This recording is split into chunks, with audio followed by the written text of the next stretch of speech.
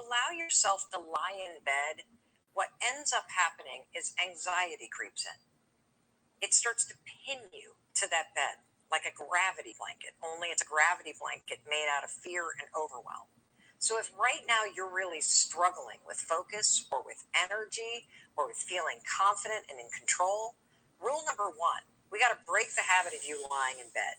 So I want you to use the 5-second rule. It's very simple. You're just going to count backwards, 5, 4, 3, 2, 1. Because if you lay in bed for more than 5 seconds, trust me, I know. I used to be consumed by anxiety in the morning. So I created the 5-second rule, count backwards, 5, 4, 3, 2, 1, to interrupt the anxiety, to interrupt the what if loop, and to 5, 4, 3, 2, 1, push myself out of bed. So that's the first thing you're going to do. You're going to push yourself out of bed. Because once you get up, you can get going. And once you get going, you can keep going. Now, the second thing that I want you to do is I want you to turn around once you're out of that bed, and I want you to make your bed. And the reason why I want you to do that is because it's a simple way to practice discipline. You see, when the world feels like it's out of control, or you're missing that natural energy and confidence, one of the fastest ways that you can get it back is by simply reintroducing simple discipline into your life. Making your bed is pretty easy. You can just pull back the sheets, give those pillows a karate chop. If you throw a nice little blanket on a diagonal, it looks like you're in a hotel, for crying out loud. But the reason why I want you to do this is because I want you to start practicing consistently waking up the same way. And also, making your bed is like giving yourself a little gift, and I love that. You see, when you walk into your bedroom during the rest of the day, you can register free. You're going to see a really beautifully made bed. And when you come back to bed in the evening and you're ready to lie down and dream, Mel beautiful place Robbins ready for you, just like a gift waiting to be unwrapped so that you can lay down and dream. Now what I want you to do is I want you to do something that I call high-fiving your heart. You're going to take your hands, you're going to press them against the center of your chest. I would do it with you, but I don't want the mic to go. So you're going to press against the center of your chest. And I'm going to explain the science about this and why I want you to do this before you walk into the bathroom right now. So when you put your hands over your chest, right over your heart, I got big mitts, so I can put mine right there in the center of my chest, and it hits my heart, so I feel it on my lungs. And I also feel it on my vagus nerve. Now, here at Hay House, I know we talk a lot about the vagus nerve. That is the switch between your parasympathetic and your sympathetic nervous system.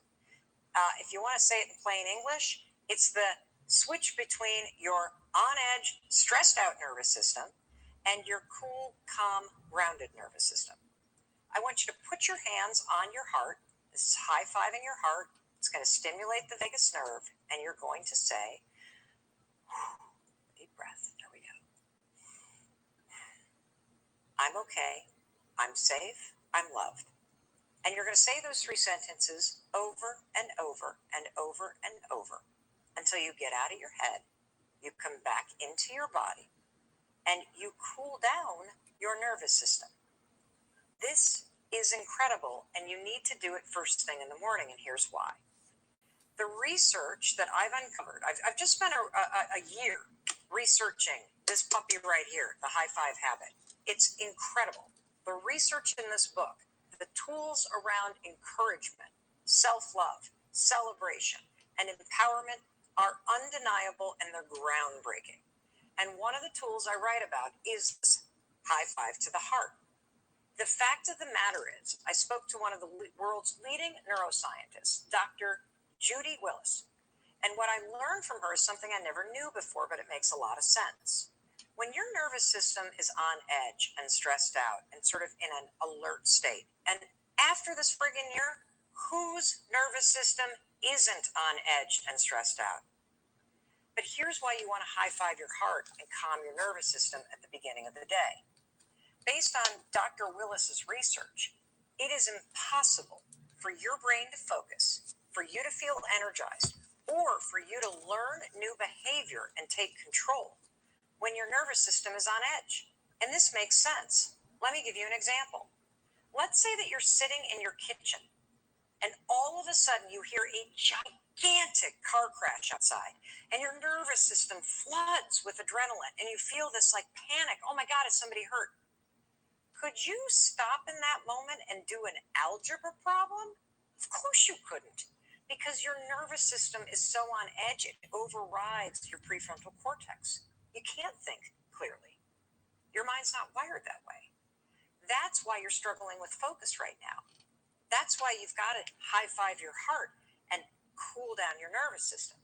All right, now that you've high fived your heart, you're grounded in your body, you're going to walk into your bathroom. And I want you to start practicing the high five habit. So, right now, you have a habit of either ignoring yourself. You're not alone if you don't look at yourself in the mirror. Tons of women don't look at themselves in the mirror because they don't like what they see. Or you have a habit of picking yourself apart. I used to do it too. We're going to break that, and we're going to replace it with a habit of celebration and support. And here's how you do it. I want you to do it right after you brush your teeth. And I want you to do it after you brush your teeth because you already do that every morning. And research shows when you stack a new habit with an old one, you'll learn it like that. So when you put your toothbrush down, I want you to take a moment and be with yourself in the mirror. I don't care how hard it is to look at yourself. I know it's going to feel weird. I want you to expect that. You're also going to resist doing what I'm asking you to do. And I'm going to unpack the resistance because this is critical to you regaining the confidence and the energy that you need to put yourself first and take control of your life. As you stand there with yourself, I want you to start to think about your day. I want you to think about what you want, and I want you to set an intention. Who are you going to be today? How are you going to show up in your life? And what is the thing that matters to you most? One thing that you want to make progress on that matters to you. What's the game you're going to play? Research shows when you take a minute and set an intention, just like that in the morning, it impacts your focus and your mood and how you show up and impact others all day long. And then you're going to raise your hand and you're going to seal that intention with a high five. Now, here's what you're going to notice. You are going to resist this. You're going to say, this feels weird, it's not working. And I want to unpack this resistance for you because it's really important. That resistance is very sad, and most people feel it. That resistance is a lifetime of judgment. You see, when you stand in front of yourself in the bathroom mirror, you bring with you all the things you don't like about yourself, all the trauma, all the abuse you've faced, all the things you've done that you wish you could change, all the disappointment, the fact that you don't think you are where you should be right now. That is what's keeping you from being able to celebrate yourself, that judgment. When you raise your hand and go to high five yourself in the mirror, it's an act of defiance in the face of all that. That's why you got to repeat this at least 5 days in a row. The other reason why it feels weird to high five yourself is because, like most women, you think you need to do something in order to earn celebration and support. That until that number hits it on the scale, or until you hit that number on the scale, or you're the size pair of pants that you want, or you have the money in the bank, or you meet the person of your dreams, or you get the promotion, or your mother's happy, or whatever the heck it is, until you achieve that thing, you don't deserve support. Are you kidding me?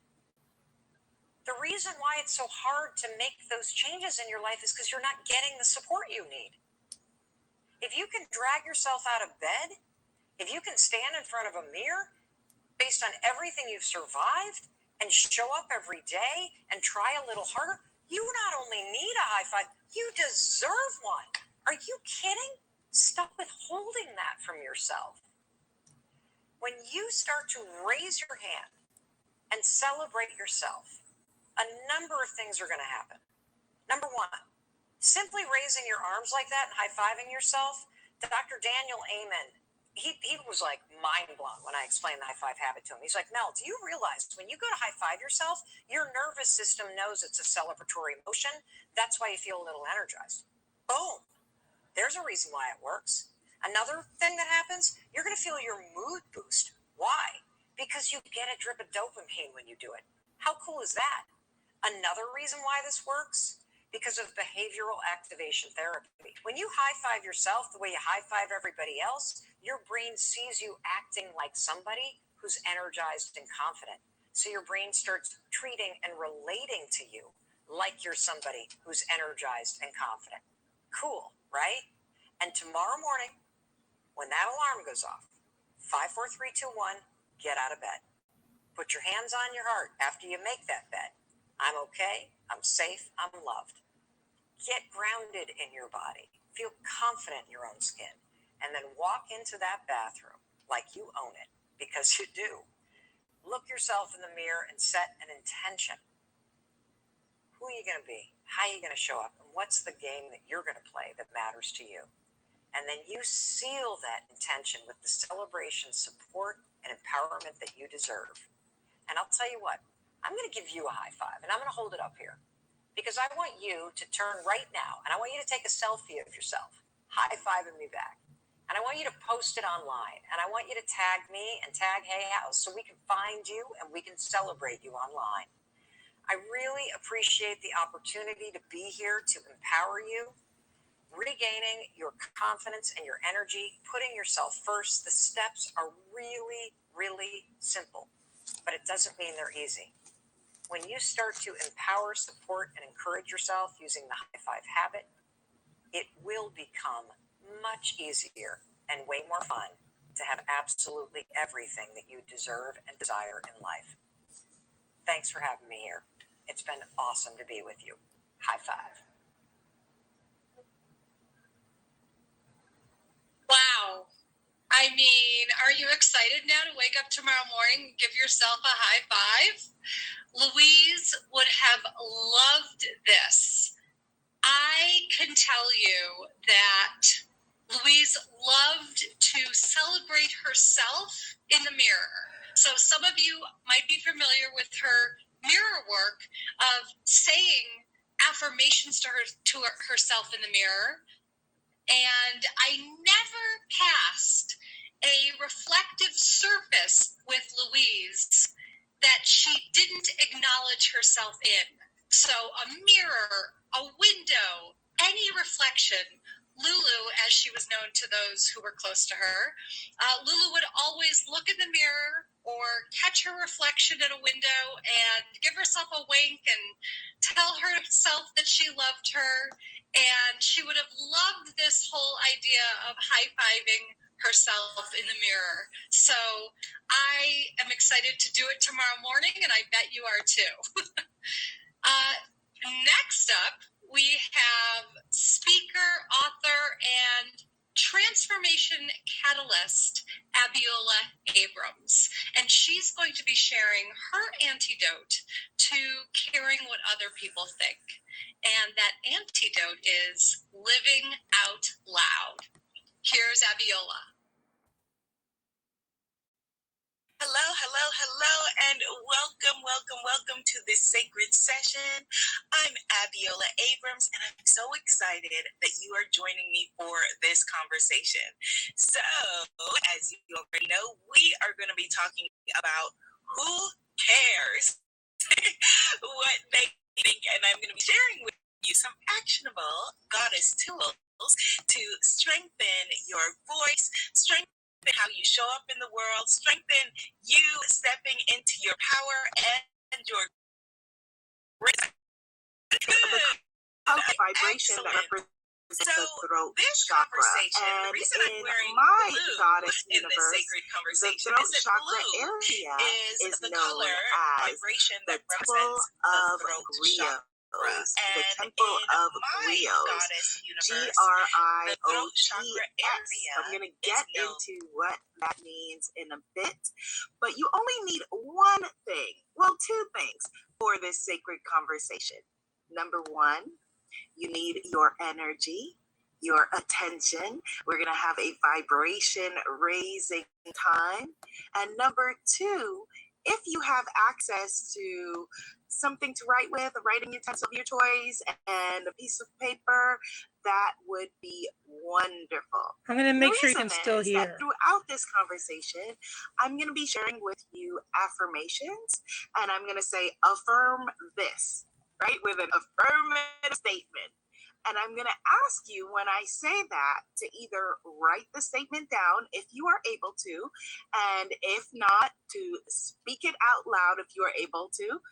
And if you're not able to do that, to just speak it in your mind. And the reason why I'm inviting you to do that in this practice is that when we write things down, when we handwrite things, we are activating the frontal lobe. We're activating a different part of our brain. And so what we want is use the power of the spoken word, use the power of affirmation, speak it into being, but to engage our mind, body, and spirit in this practice. Does that sound good? Excellent. So I'm going to be sharing with you first what the Temple of Rios is all about, your throat chakra. Then I'm going to be sharing with you some goddesses and their lessons around these teachings and how to activate these teachings in your life. Then Is the I'm feedback going to be doing some EFT tapping. Did the feedback stop? On who cares what they think? Releasing the fears of what other people's opinions are, or as the late great Dr. Wayne Dyer used to say, being independent of the good opinions of others. So the reason this topic is near and dear to my heart and to my soul is that as someone who is empathic, as someone who has social anxiety, as someone who, at points in my life have been a bit shy, as someone who is a natural introvert, finding my voice and having the courage and the power to use my voice has been a recurring theme throughout my life. And we teach what we most need to learn. So this is an important topic because you matter, your voice matters, your story matters, and what you have to say matters. If we think about one of the main challenges and issues that people tend to have in relationships, what do people say? They don't hear me. I don't feel like I'm heard. They're not listening to me. So being heard and being listened to is a very important thing in not only how we relate to other people, but also in how we relate to ourselves, how we value ourselves, how we value our voices, and how we value what it is that we came to say in this world as spiritual beings having a human experience. And this is what the throat chakra, or the inner temple of Rios, is all about. This throat chakra challenge for me came up in recent times when I was writing my book, African Goddess Initiation, Sacred Rituals of Self-Love, Prosperity, and Joy, and also simultaneously giving birth to my deck that works with that book, the African Goddess Rising Oracle cards. This book and this deck of cards are extremely important to me because with this project, I am sharing wisdom that was gifted to me through my ancestral cultures. And so I felt an added weight in being called to bring this work into the world. And in fact, I will share with you that I also had a very strong refusal of the call. I felt like, no, who am I? Who am I to be putting this book forward and this deck of cards at this time? Who am I to say these things? Oh no, I'm going to be criticized. What will they think of me? Knowing that this work that I was being designated by my ancestors to bring forward would innately be controversial, because although we, in Western culture, we embrace certain philosophies such as Japanese feng shui or Jewish Kabbalism or Chinese Taoism or chakras and yoga from the Hindu culture, we still, when it comes to philosophies and spiritual teachings from the African diaspora, have all kinds of fears and all kinds of there are all kinds of negative things that people are taught in Western culture about African spiritual philosophy. So when I was tapped on the shoulder by a spirit designated by my ancestors to put my voice more loudly in the world in these teachings that I have known, some in part my whole life and others with the goddess teachings been actively bringing forward for the past 20 years, I still felt, fear. False evidence appearing real, or F everything and run, depending on how you look at it. And for me, it was coming back to, instead of the outside voice, remembering exactly what I teach, which is, number one, you are not for everyone. Everyone is not going to like you. What you have to say is not for everyone, and that is okay. Number two, you are enough. You are enough. You are enough. Write that down, affirm that, speak it out loud. I am enough. And number three, that your voice and your story matters. Affirm that, write it down, or speak it out loud. My story matters. My story matters, and I am enough. Yes? Yes. And then when I opened my arms and opened my energy to this project, everything just flowed because it was as it is meant to be. And so if it is true for one, it's true for all. So if it's true for me, it's true for you too. Your voice matters. Your story matters. You have something important that you were born to say, whether it is to say to your loved ones or whether there is a bigger stage, it is all energetically the same, and you matter. Got it? Yes. Okay, good. So the teachings that I am sharing through this work, let me just show you. Here is the book, African Goddess Initiation. And I've got my blue Post-its, again, blue representing the voice and the throat chakra. And here is the deck, African Goddess Rising Oracle cards. I'm sharing these with you because I'm going to be sharing with you some of the goddesses that are in this practice and what it is they came to teach you. Okay? So the goddesses that we are going to be looking at and learning from today that represent the voice, that represent us stepping into our power, that represent us having the courage to speak our truth, are in the inner temple of griots, as I shared. So what is a griot? Griot. A griot in most African cultures is a storyteller. Now, there are different words to represent griots because, of course, there are different languages. Africa is not a monolith by any stretch of the imagination. It is 54 plus countries plus all of us throughout the African diaspora, the globe.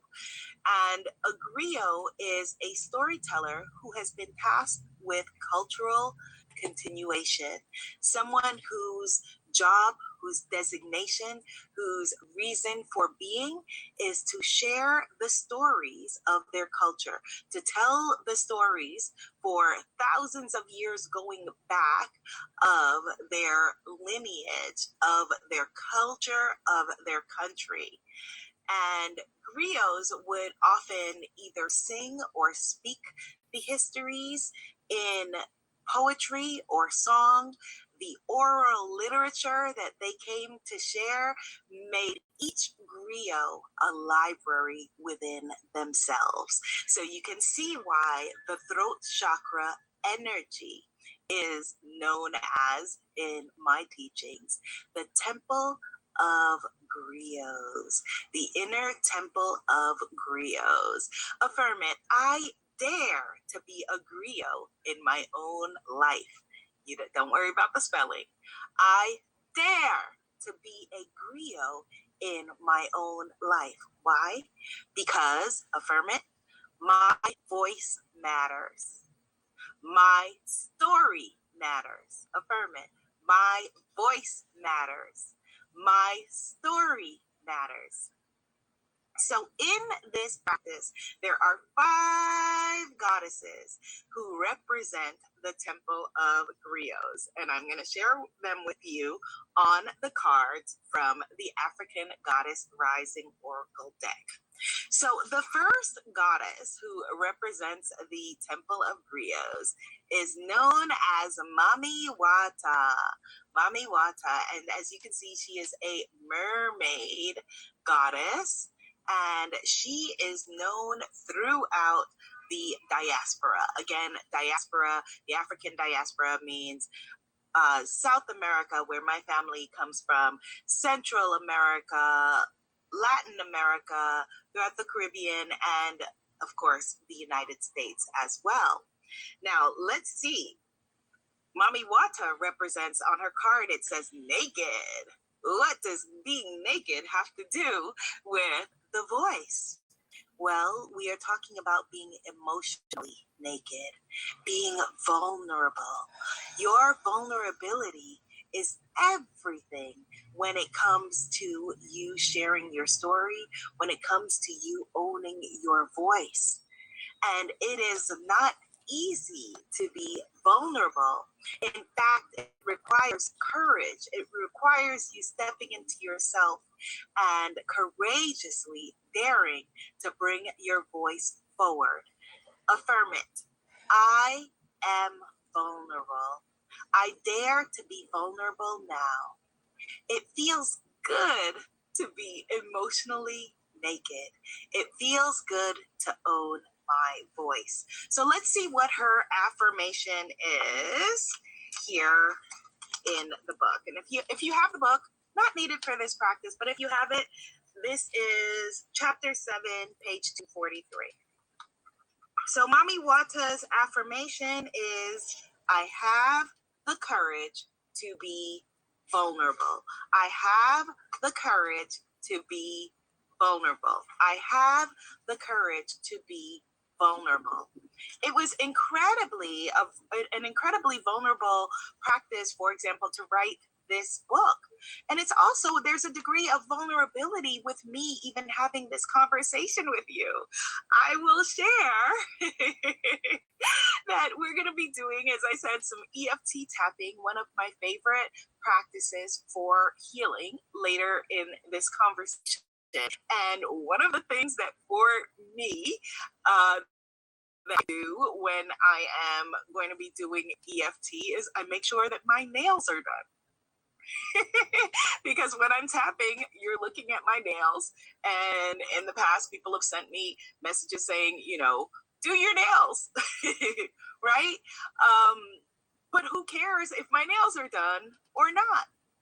I will share with you that today I was supposed to go and get my nails done in blue to match our whole conversation before this session, but I was unable to. And then I said, it's a part of the conversation of vulnerability. Who cares if my nails are painted pretty colors? They're clean. And that's all that's needed. But when we live in a world that has designated for many of us, from being little girls to whatever age you are now, that how we look matters, we then put weight on those things. We then place judgment on those things. And then as a community, not only do we judge each other, but we judge ourselves, oftentimes to impossible scales of perfection. But that has nothing to do with owning your voice, because your voice matters and your story matters. Your voice matters and your story matters. Thank you, Mommy Watta, for that lesson. Our next goddess that we are going to be learning from today is Goddess Yasiki. Goddess Yasiki, whose lesson is to live out loud. Now, Goddess Yasiki comes from the Dogon people of primarily Mali, West Africa. Goddess Yasiki. And her affirmation is, I am free to express myself fully. I am free to express myself fully. As you can see, it says on your card, live out loud. So do you live out loud in your life? Now, living out loud means different things for different people. So for some people, it means dancing on tables, and that's how they live out loud. But for some of us, as, an introvert or an extroverted introvert, introvert and extrovert, I know that for me, often I reserve the louder parts of my personality for when I'm in a space with people that I love and people that I am enjoying. So living out loud for your neighbor is not the same as living out loud for you. What matters is that you are living out loud in a way that that works for you, in a way that you feel like, ooh, okay, what am I doing with this one wild and precious life? As me, how am I living my life to the fullest? How is it that I am putting myself and my voice in the world that makes me feel like, woo, yes, I am living out loud? Those are the questions for you. And how are you expressing yourself fully? I dare to express myself fully. I am free to express myself fully. Affirm it. I am free to express myself fully. I am free to express myself fully. Yes. Got it? Yes. Okay, great. So number 3, our third goddess who is showing up here for us to empower us around our voice, empower us around telling our story, is Mama Jumbo. There is Goddess Mama Jumbo. And as you can see, it says on her card, shine. Now, Mama Jumbo, her name may sound familiar to you because the colonizers twisted her name from Mama Jumbo to mean mumbo jumbo, which means nonsense in our culture, right? But we are reclaiming her power, just like you may need to reclaim your voice. Affirm that. I now reclaim my voice. I now reclaim my voice. And who amongst us hasn't been misunderstood? We've all been misunderstood. We've all had the meaning of whatever we are saying oftentimes maybe twisted or, on purpose or not on purpose, right? And so we are now reclaiming our voice. We're reclaiming our voices and we are showing up for ourselves. Affirm that. I show up for me. I show up for me. Okay, let's see what her affirmation is here in the book. She is from Guinea-Bissau. There she is. And her affirmation is, I am ready to be seen and heard. Affirm it. I am ready to be seen and heard. Now, this is an important one because for a really long time I had the honor and the privilege of working with spiritual entrepreneurs, my spiritpreneur community. And one of the biggest challenges facing people who feel called to share a big message in the world is feeling like you're not ready yet. I'm not ready yet, they would say, or they spent a long time getting ready to get ready to get ready, or thinking, well, I need another person to sign off on me being ready, so I'm going to go and ask everyone else's opinion about what I'm doing, or I need 500 certifications to prove that I am ready. You are ready and you are worthy right now. We need you just as you are. You are worth it, and your voice is enough. Thank you, Mama Jumbo, for this sacred lesson. Goddess number 4, who is here at our party, affirming for us and stepping into the power of who cares what they think, is Mam Kumba Bang. Mam Kumba Bang. She is a Senegalese goddess, the goddess of the St. Louis River in Senegal. Yes, there is a St. Louis River in Senegal. And as you can see, it says on her card, speak up. Whew, speak up. Speak up and speak out. Right now, the world around us feels like it is maybe rapidly changing. And the beautiful thing in this world is that there are people who are daring to speak up. Everything that every single one of us who are on this call enjoys maybe as a privilege or things that are rights in our lives, we have in our lives because someone dared to speak up. Someone dared to speak up. And so you owning your voice and having the courage to speak up, whether it is in your family, in your community, globally, whichever way you are being called, it all matters. It all matters. Your voice matters. Affirm it. My voice matters. Let's see what her sacred affirmation is for us. Mam Kumba Bang.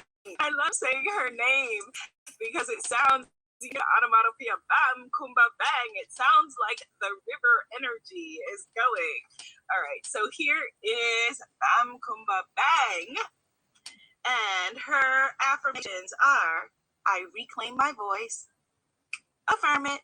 I reclaim my voice and I speak out and speak up. I speak out and speak up.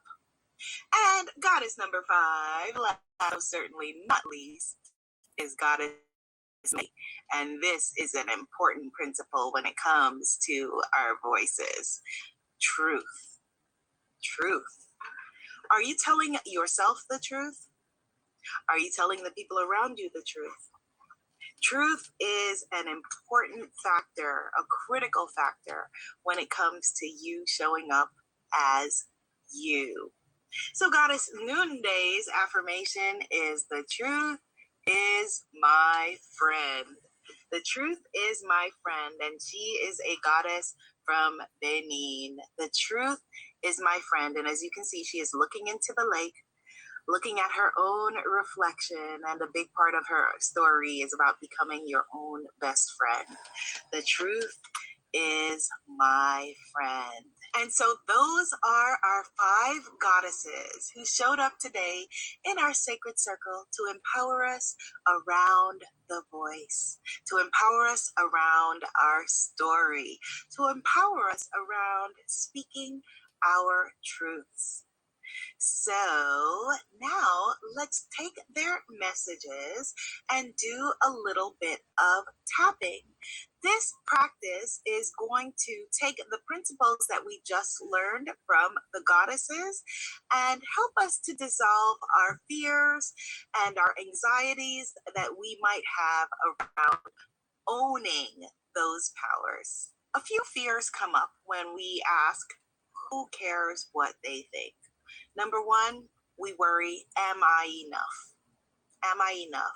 Number 2, we're afraid, terrified of being unlovable. We're terrified that the things that we say, owning our voice, may get us rejected by our community, our group, the tribe, how we, the people that we care about, the people that we love.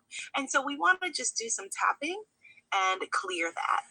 EFT, Emotional Freedom Technique, if you are just witnessing it for the first time, is tapping on the meridians the same way that we have acupuncture with needles. This is acupressure with tapping. So it doesn't matter. You don't need to understand the science right now. You can look that up later. Right now, just tap and repeat after me with my undone nails. Tap and repeat after me. Ready? Okay. All right, good.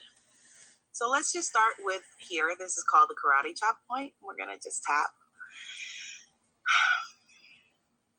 Even though I'm scared of what they might think, I choose to love and accept myself. Even though I'm worried about what they might think, I choose to love, honor, and cherish myself. Top of the head. What will they think of me? Eyebrow points. What will others think? Sides of the eyes. Everybody has an opinion. Under eyes. And everybody likes to be liked. Under the nose. So I'm worried about what they might think of me. Under the mouth. I'm worried about how people might judge me. Collarbones. I don't want people to not like me. Under the eye. Under the arms. Who's signing up not to be liked? Top of the head. But I have something I want to say. Eyebrow points. And my voice matters. Sides of the eyes. And my story matters. Under the eyes. But I don't want them to dislike me. Under the nose. What if they laugh at me? Under the mouth. What if I make a fool of myself?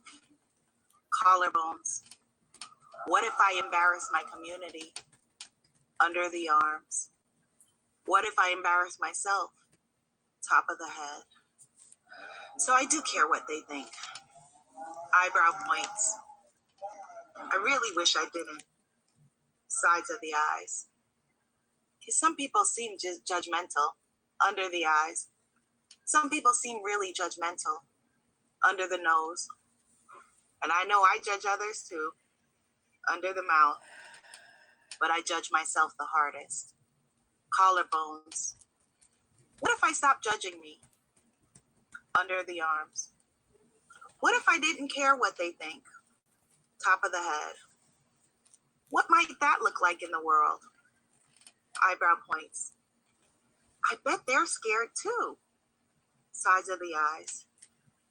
I bet they're worried about what others will think too. Under the eyes. I bet they're worried about what I think. Under the nose. Because I've been guilty of judgment. Under the mouth. I've judged others and myself. Collarbones. I'm going to be less judgmental. Under the arms. I'm going to stop judging myself. Top of the head. And I'm going to stop judging others. Eyebrow points. Because they're doing the best that they can. Sides of the eyes. And I'm doing the best that I can. Under the eyes. We're all doing the best that we can. Under the nose. So I'm choosing to release judgment. Under the mouth. I'm choosing to release judgment now. Collarbones. Who cares what they think? Under the arms.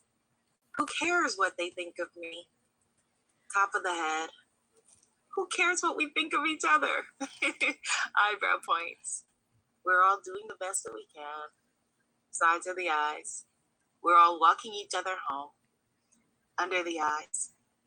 And it's safe to be safe. Under the nose. It's safe to own my voice. Under the mouth. And it's safe to be safe. Under the arm. So I'm choosing to speak up. Top of the head. I'm choosing to speak out. Eyebrow points. Because my voice matters. Sides of the eyes. Because what I feel matters. Under the eyes. Because what I think matters. Under the nose. Because I matter. Under the mouth. And I know I matter. Collarbones. I know I matter. Under the arms. This What you think of exercise me is none of my business. making me Top of the head. What they think of me is none of my business. Eyebrow points. What they think of me is none of my business. Sides of the eyes. certain acupressure What they think points of me is none of my business. make me burp. Under the eyes. What they think of me is none of my business. Whew. Take a deep breath. Hello. Let it out. Thank you for showing up for yourself in a sacred conversation. We'll see you in the next one. Salvona. And that means we see you. I'll link in the chat for the video. You can register free at hayhouse.com. Wow. Thank you, Abiola. That was just Here, so there's the link. beautiful.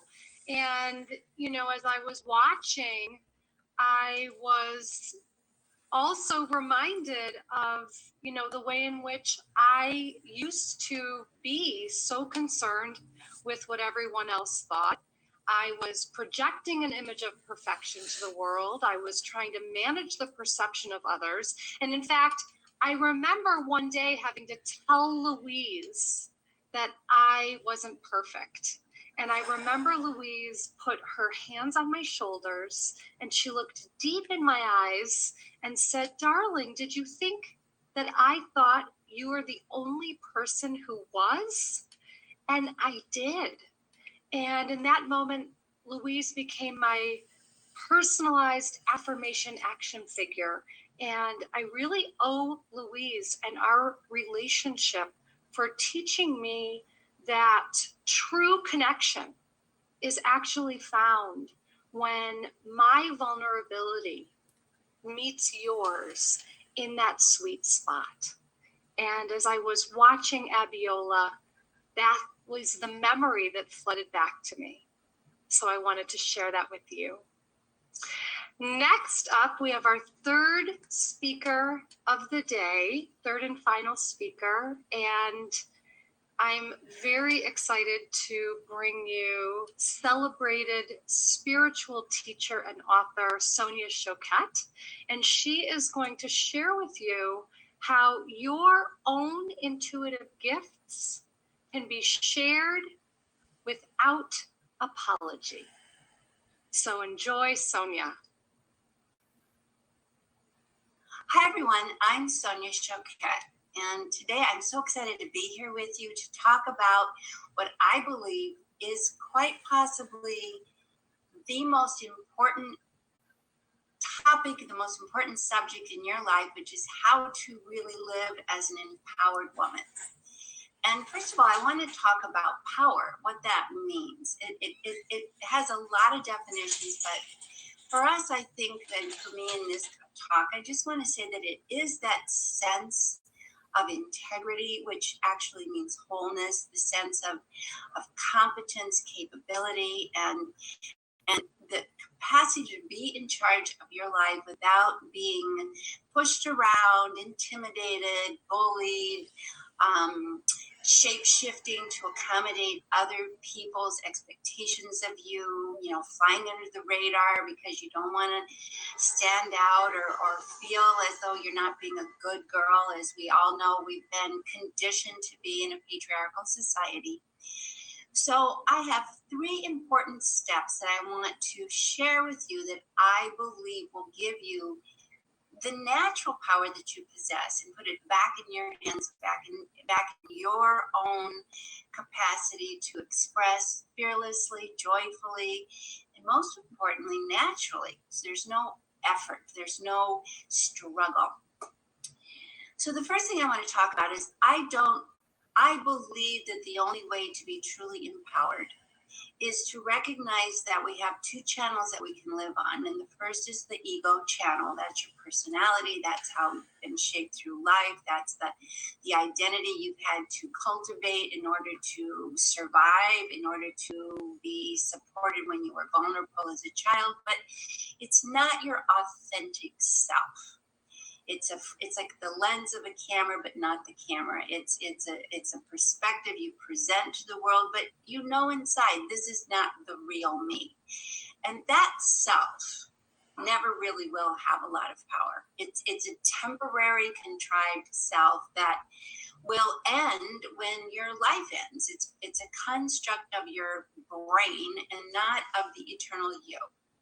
And we have another channel, and that is that of your divine and eternal spirit, the self that is timeless, the self that is authentic, the self that transcends all external dependencies. It's the self that allows you to really feel like I'm being the real me, your authentic self. And the word authentic even comes from the word author, the one who really expresses and communicates the truth of who you are. I believe that if we ramp up that ego self and say, darn it, I'm smart enough, I'm good enough. There used to even be a character and now that would talk about this just folly, I'm good enough, I'm smart enough, doggone it, people like me. That ego self will actually, no matter how much you shore it up and cheer it on, it'll never be in a truly empowered expression of you because it isn't the real you.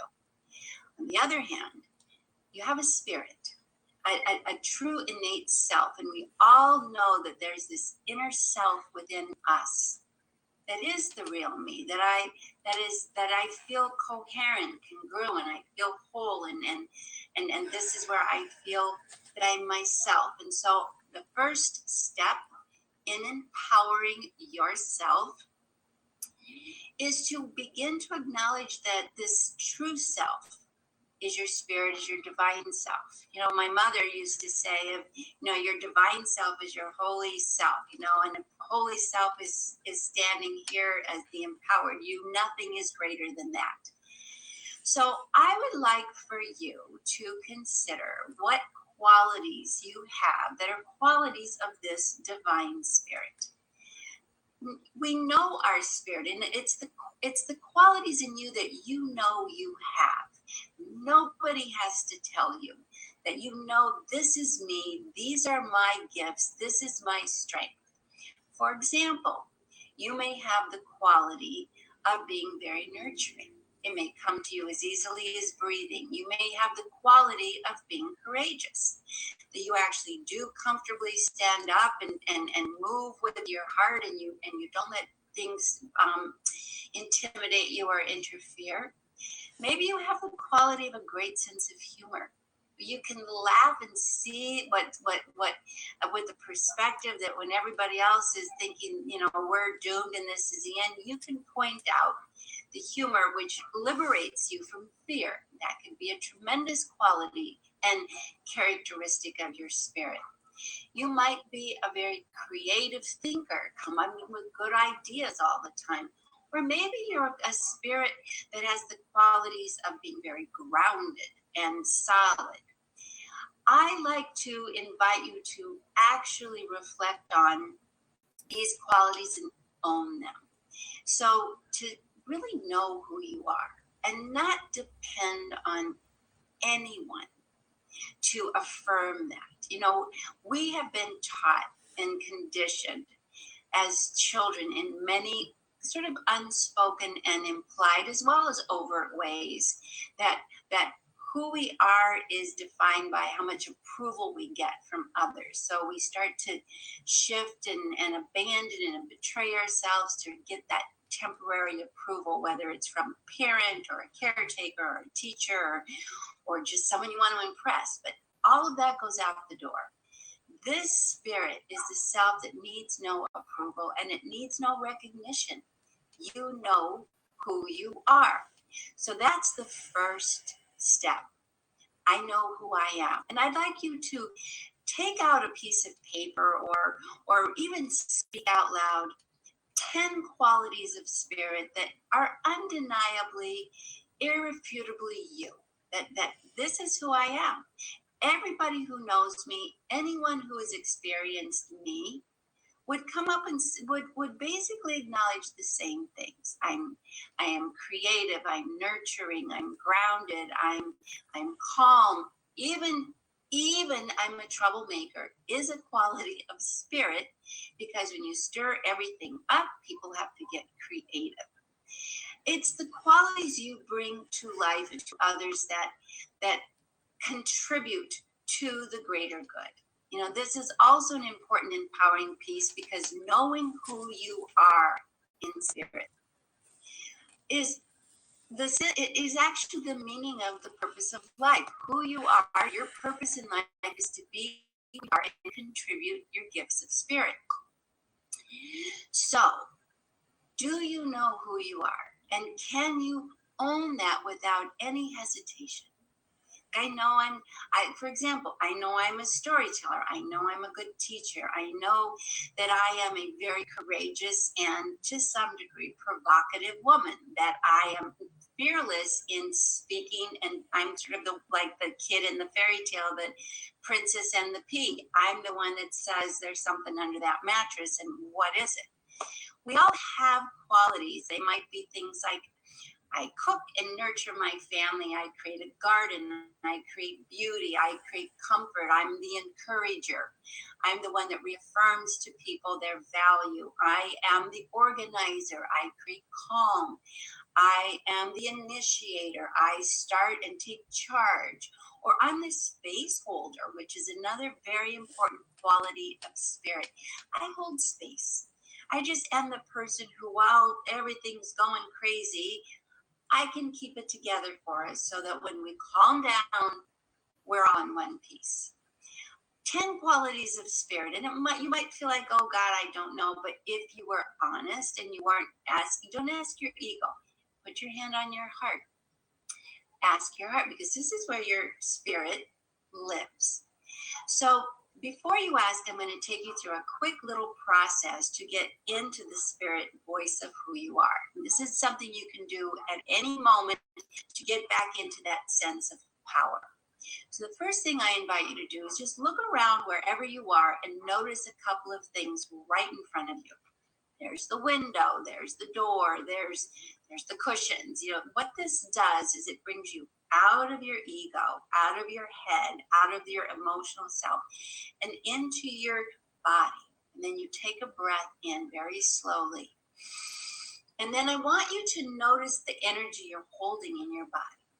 Not why, just what, just the feeling of the energy. And then I want you to exhale it like you're blowing out candles on a cake slowly. Pull your belly to your spine and then breathe in again, very slowly. Open your jaw until you hear a click in your ear, and you'll feel it. And all of a sudden, the throat, the high heart, and the heart kind of open up. You can actually physically feel it. And then say, ah. Almost like you're going down a slide, and you'll land at the end of that breath in your heart. This is where your spirit lives, because it is the force that gives you a heartbeat, and your heartbeat is your life force, the force that makes you exist.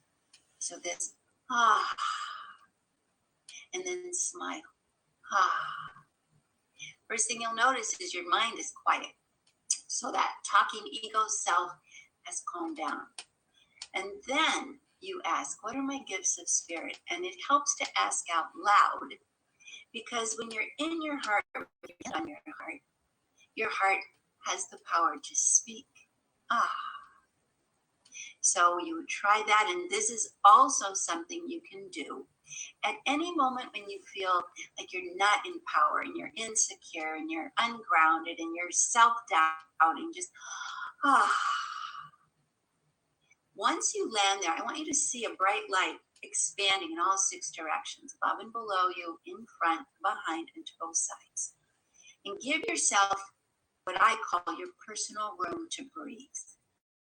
My spirit is my breath, my energy, my essence, and I give it room. I'm not going to get squished down. Room to breathe.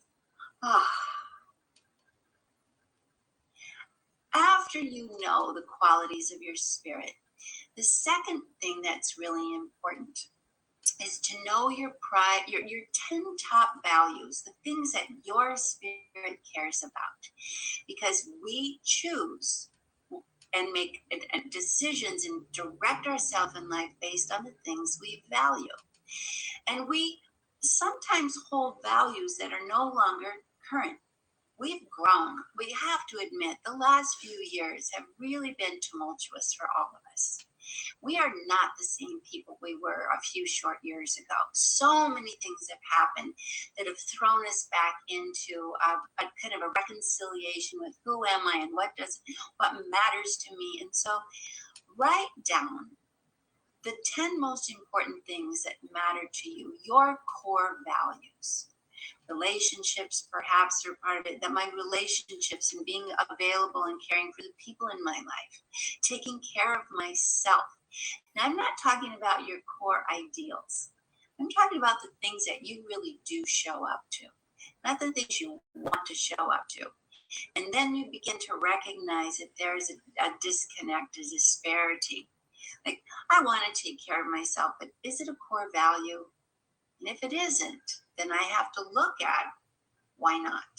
So you write down your core values and you ask yourself, are these the core values that give me power, or are these values, for example, that are giving my power away? If your core value is, I love my family, that's a core value. If I feel like I have to take care of everybody but me first, that's a value that might be giving your power away. Because you can love and hold space and be present, but there's a divine spirit in everybody. And so you hold space to respect and uplift that soul. No point in your experience are you to diminish yourself or harm or disrespect your spirit as a core value. So it's very empowering to write down your core values and to affirm them out loud. I believe in being truthful. I speak and live up to the things that matter to me. I believe in being reliable. I believe in taking care of myself. I value laughter, value it. And you don't know what your core values are, just take a look at the last week of your life and see where you've shown up the most. Then you want to ask yourself, are these values reflecting and honoring my spirit, or are they just values that were put on me? I was told I have to do that. I'm operating in a way that isn't really congruent with who I am as a spirit.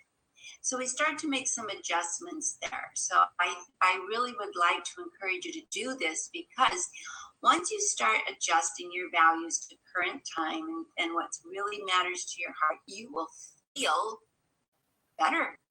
You'll feel instantly empowered. It's like, yes, my spirit is here. These are the things that matter to me. I'm going to show up to them.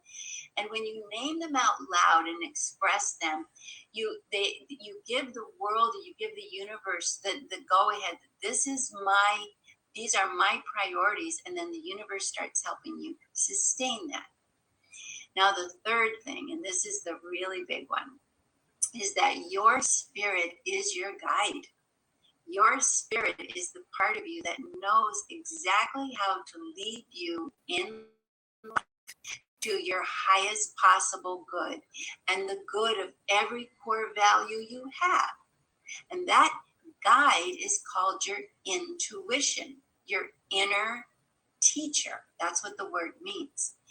Now, we all have intuition, but it's like a broadcast. It's been muffled, it's been muddied, it's been devalued, it's been dismissed, although it's changing, thank God. And so we have to begin to recognize that one of your core values, if you want to truly be an empowered, authentic, truly memorable, influential, and very effective, successful person in all the areas that matter, that you have to let listening to your intuition be one of those top 10. That is the voice of your true self. That is the voice of the self that doesn't need approval.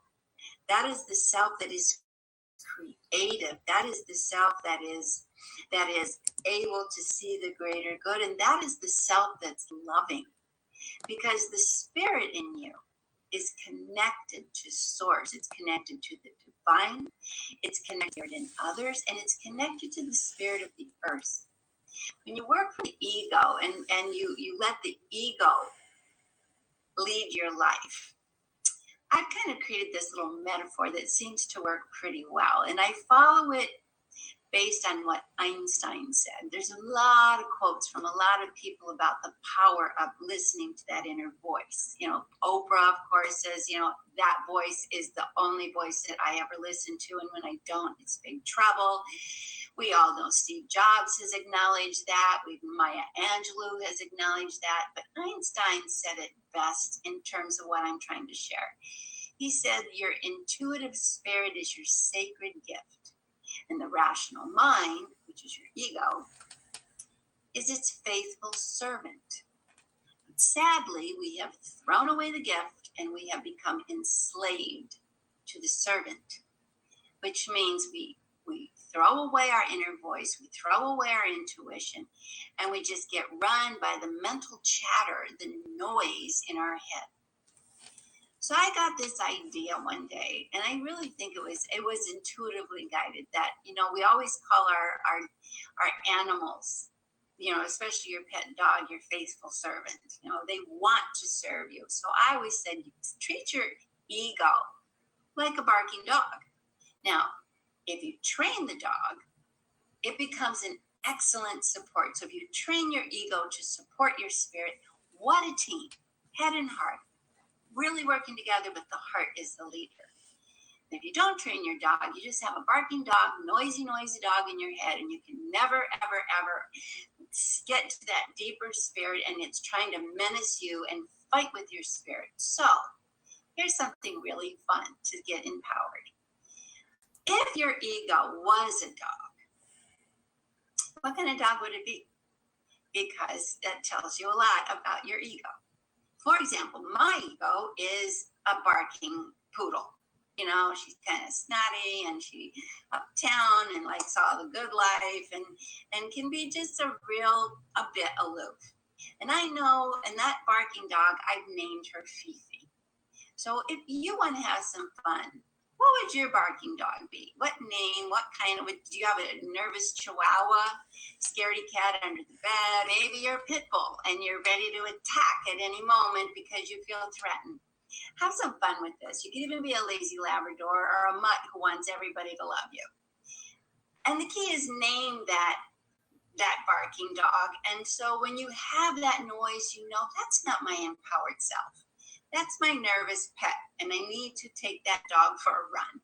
So you get into it, you'll go outside, you go for a walk, you distract, you calm down, and then you can come back to listen to your true master, your spirit.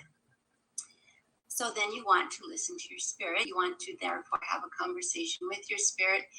Give your spirit a name. That part of you that's the empowered self, your authentic self. My spirit's name is Bright Light. I just always see, if I want light on the road, I want to see what's really going on, I want to make the best possible decisions, I connect to this bright light in me.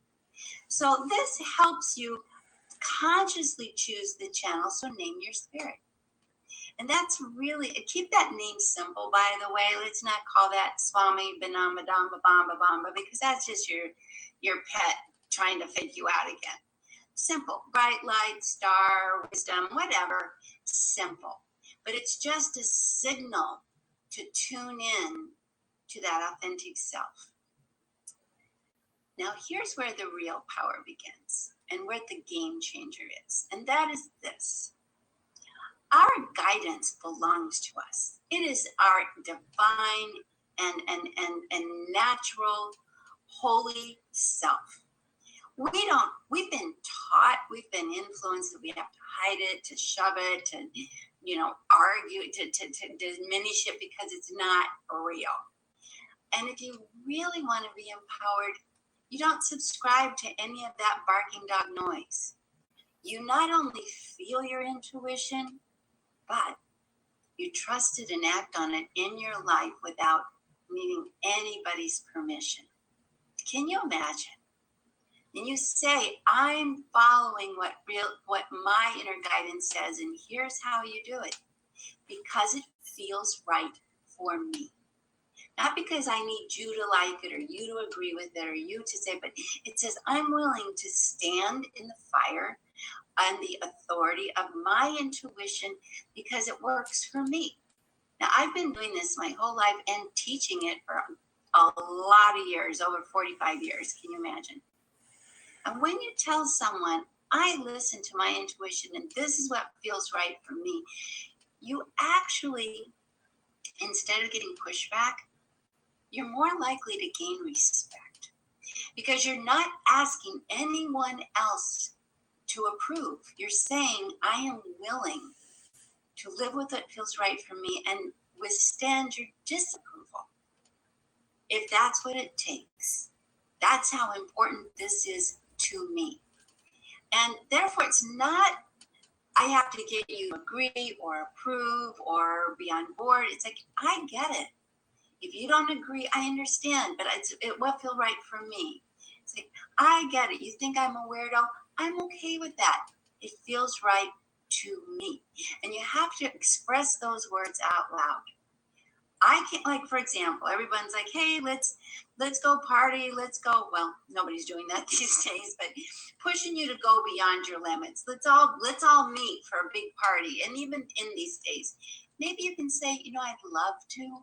I want to be there, but I'm going to pass because that feels right for me today. And no, come on, everything's fine. No, I appreciate it. It may be terrific for everybody, but I'm going to listen to my heart, and what feels right for me today is to just have to, not accept today. Or I'm going to do this because it feels right for me. You might hear, oh, that's very risky. You shouldn't do that. That's dangerous. You're going to start your own business at this point in time. How crazy are you?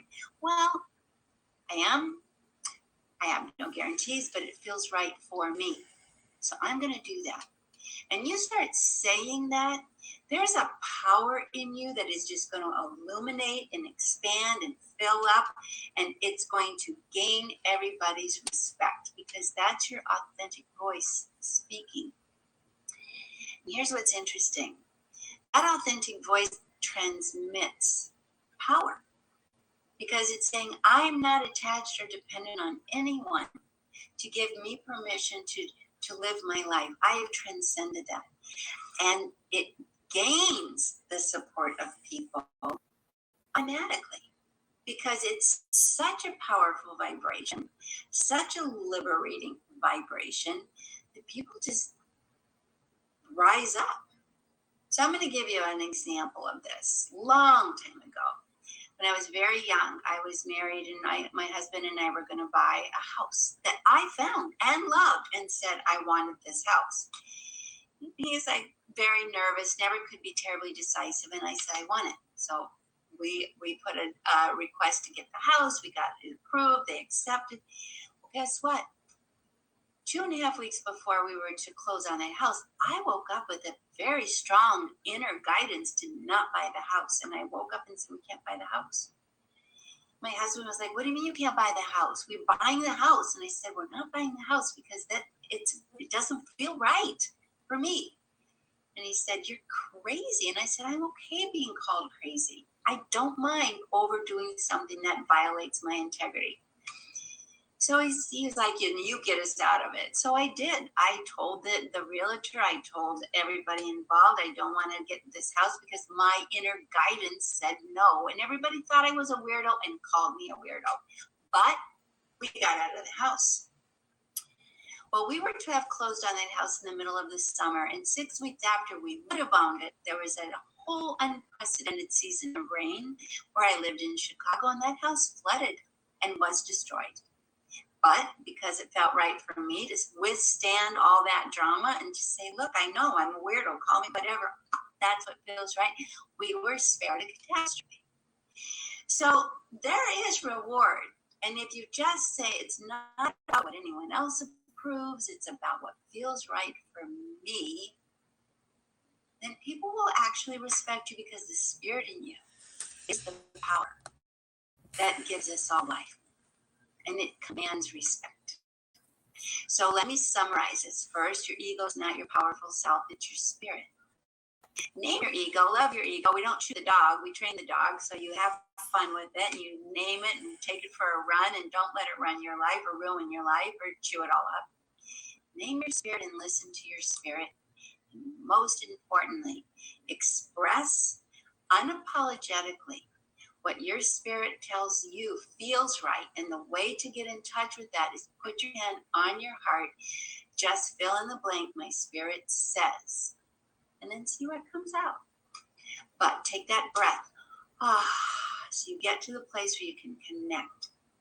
Now, those simple steps are like finding the light that's inside of you, naturally designed, knowing what that light is, turning it on, letting it illuminate your life, illuminate and let everyone see that you are a bright light that is leading your life in integrity with who you are. And that feels right for you because it is right and natural in the way we're designed. And if you live that way, you will feel very empowered, very creative, and very much at peace. So thanks for being with me today. It's been a pleasure sharing these quick tips and tools with you. You are the most beautiful, empowered soul. You have no idea. So name that spirit because you'll be best friends. All my love. It's been a pleasure being with you. Thank you, Sonia. So as I was listening to Sonia, as she was talking about listening to our intuitive spirit, it had me think about Louise and what she referred to as her inner ding. So as long as I knew Louise, she would always take a moment to really consider what it is that she needed in the moment. So as so many of us have been living our lives other referenced, in other words, we are looking to someone else outside of us for validation or approval or permission.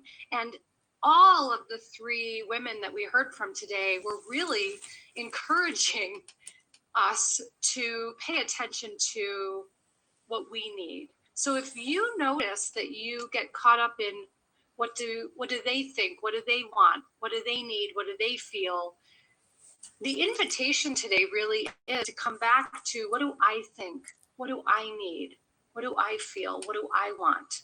And Louise's inner ding was always there to serve her greatest need. I saw her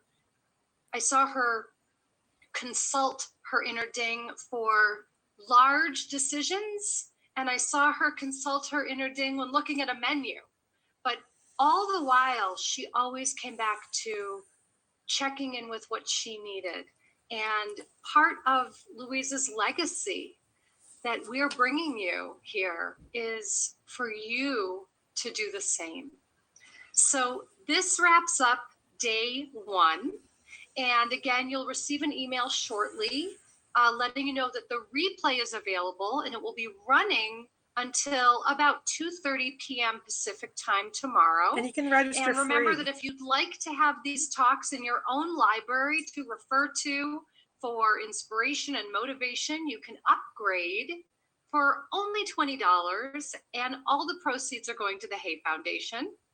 So take good care as you marinate in the gold you've received today, and remember to take action.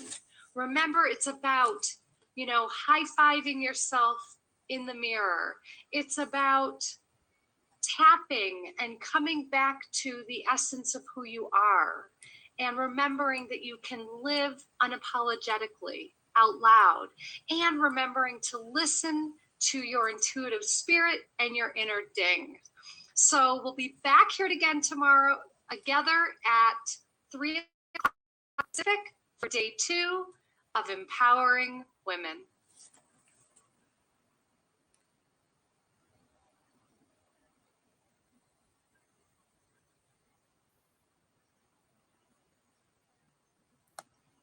It's for the people that are listening that aren't on HAPS, where I put in the chat, it's www.discover.hayhouse.com /empowering